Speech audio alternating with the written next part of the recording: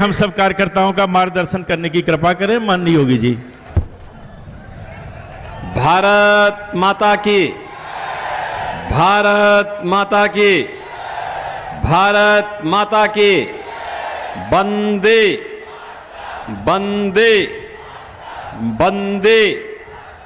मंच पर उपस्थित प्रदेश सरकार में मंत्रिमंडल के मेरे वरिष्ठ सहयोगीगण श्री नितिन अग्रवाल जी, इस क्षेत्र की लोकप्रिय विधायक और प्रदेश सरकार में मंत्री श्रीमती रजनी तिवारी जी, माननीय सांसद और भारतीय जनता पार्टी के लोकप्रिय प्रत्याशी श्री जयप्रकाश रावत जी, भारतीय जनता पार्टी के जिला के अध्यक्ष श्री अजीत सिंह जी, भारतीय जनता पार्टी के वरिष्ठ नेता पूर्व सांसद श्री नरेश अग्रवाल जी,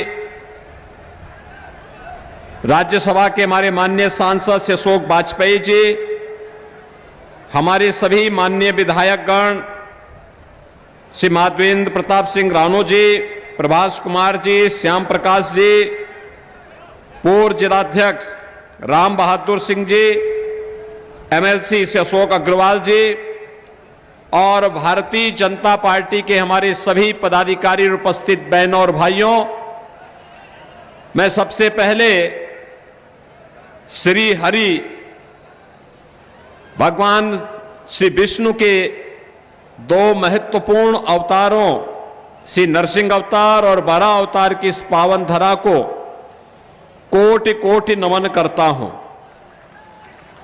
आप सभी का मैं हृदय से अभिनंदन करता हूं कि इतनी भीषण धूप में इतनी भारी संख्या में गर्मी और लू की परवाह के बगैर आप जिस मजबूती के साथ, जिस उत्साह के साथ अपना आशीर्वाद देने के लिए भारतीय जनता पार्टी के प्रत्याशी को देने के लिए आए हैं, वह अंतःकरण से विभूत करने वाला है। मैं आपका हृदय से अभिनंदन करता हूं, स्वागत करता हूं। बहनों और भाइयों, हरदोई हम सब के लिए एक मानक है और इस बात का मानक है कि सृष्टि के प्रारंभ से ही इस सृष्टि में दो प्रकार के मानव रहते आए हैं। एक वे जीव हैं जो श्री हरि विष्णु के विरोधी हैं, ईश्वरीय सत्ता का विरोध करते हैं, और दूसरा वे मानव हैं जो श्री हरि ईश्वरीय सत्ता के स्नेही हैं। और हरदोई वासी तो ये साक्षात भगवान विष्णु के स्नेही माने जाते हैं, श्री हरि के स्नेही माने जाते हैं, इसलिए हरदोई कहलाए। और बहनों और भाइयों, जो कार्य सृष्टि के प्रारंभ में से चला रहा है वही तो आज भी हो रहा है। देश के अंदर एक तरफ भगवान श्री विष्णु के ही अवतार मर्यादा पुरुषोत्तम भगवान श्री राम के भक्त हैं और दूसरी तरफ रामद्रोही हैं। आज आपने देखा होगा कांग्रेस ने अपने एक प्रवक्ता के खिलाफ इसलिए कार्रवाई कर दी क्योंकि उनकी प्रवक्ता अयोध्या में रामलला का दर्शन करने के लिए गई थी।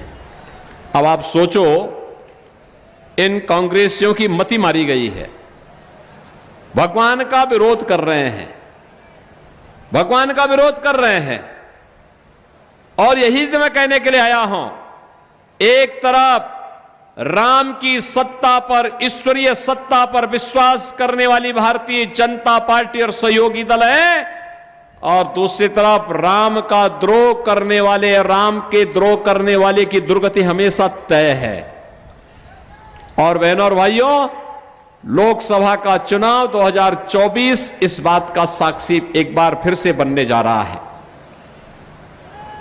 पूरे देश के अंदर जो माहौल है, 2 चरणों का चुनाव संपन्न हो गया है।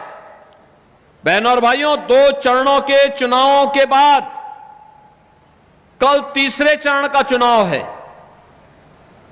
2 चरणों का चुनाव और कल तीसरे चरण का चुनाव होने के बाद बहनों और भाइयों 286-87 सीटों पर अब तक चुनाव, 285 सीटों पर अब तक चुनाव संपन्न हो चुका होगा कल सायंकाल तक। और पूरे देश के अंदर जो स्वर गूंज रहा है, 2 ही स्वर गूंज रहे हैं। वह है, एक स्वर है जो पूरे देश के अंदर है, वह वृद्ध हो, जवान हो, महिलाएं हो, पुरुष हो, गांव हो, शहर हो, हर ओर एक ही स्वर गूंज रहा है, और वह है फिर एक बार मोदी सरकार, फिर एक बार मोदी सरकार।